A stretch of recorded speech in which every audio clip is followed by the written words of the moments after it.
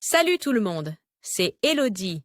Bienvenue sur ma chaîne dédiée à l'économie domestique et à la propreté de la maison. On passe tout de suite au sujet.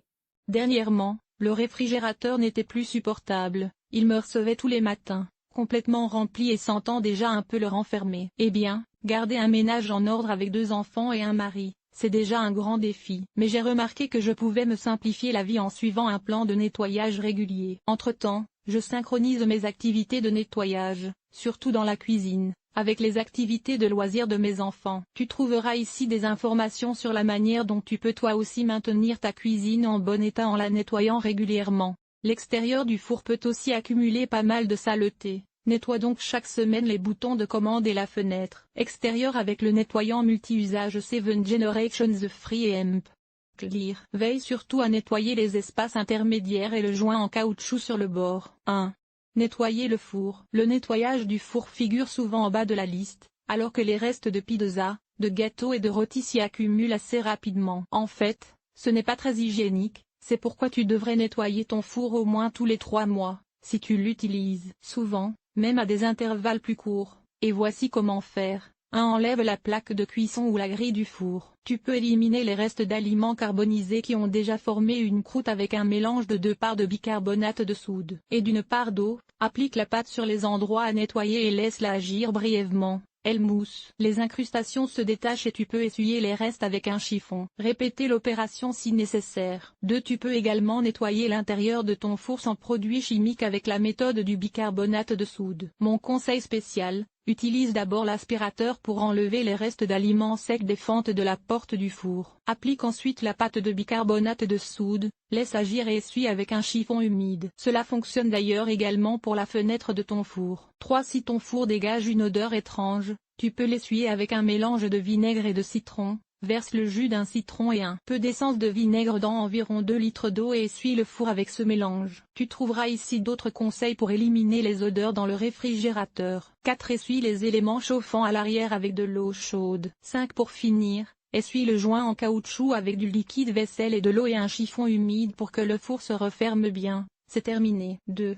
Nettoyer le réfrigérateur. Tu devrais nettoyer ton réfrigérateur toutes les 2 semaines, au plus tard toutes les 4 semaines, selon l'utilisation que tu en fais. L'hygiène est ici particulièrement importante, car les aliments sont stockés dans le réfrigérateur et les germes et bactéries s'y développent rapidement. Mais avec un rythme de nettoyage fixe et régulier, tu peux venir à bout des taches de yaourt et autres. Vide le réfrigérateur et retire les compartiments et les tiroirs. 2. Pour économiser du temps et des efforts de nettoyage, tu peux les laver au lave-vaisselle. 3. Nettoie les grandes pièces, comme les plaques de verre, dans l'évier avec un nettoyant au vinaigre. Faire tremper les incrustations dures dans de l'eau chaude. 4. Nettoyer l'intérieur du réfrigérateur avec un nettoyant au vinaigre ou un mélange d'eau et d'essence de vinaigre fait maison. Le vinaigre nettoie et neutralise en même temps les odeurs. 5. Vérifier le petit trou à l'arrière du réfrigérateur. Aucune impureté ne devrait venir boucher l'écoulement à cet endroit. 6. Avant de ranger les aliments, il est recommandé d'essuyer également les pots de vinaigre,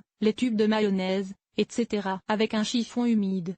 7. Tu devrais décongeler le compartiment congélateur 2 fois par an. Pendant le nettoyage, éteins la température. Essuyez également le compartiment congélateur avec un nettoyant au vinaigre. 8. Pour finir, vérifie encore une fois la température et ton réfrigérateur est à nouveau prêt pour les 2 prochaines semaines. 3.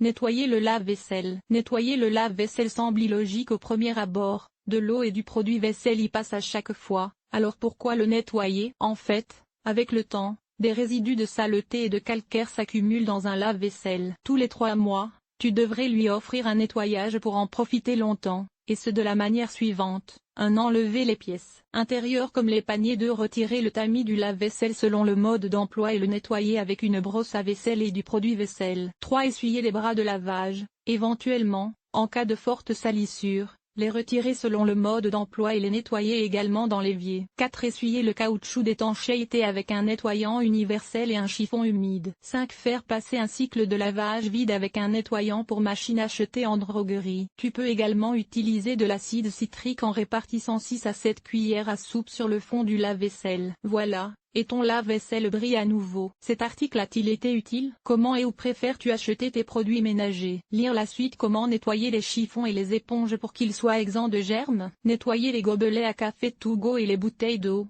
Voici comment faire enlever l'odeur de poisson de la cuisine. Comment nettoyer les armoires de cuisine, nettoyer le mixeur et le Thermomix. Comment nettoyer un évier en granit, nettoyer une plaque vitrocéramique. Nettoyage extérieur, nettoyer la salle de bain, laver le sol et les surfaces famille, organiser le ménage, entretien des vêtements. Nettoyer la cuisine, agir de manière durable, linge.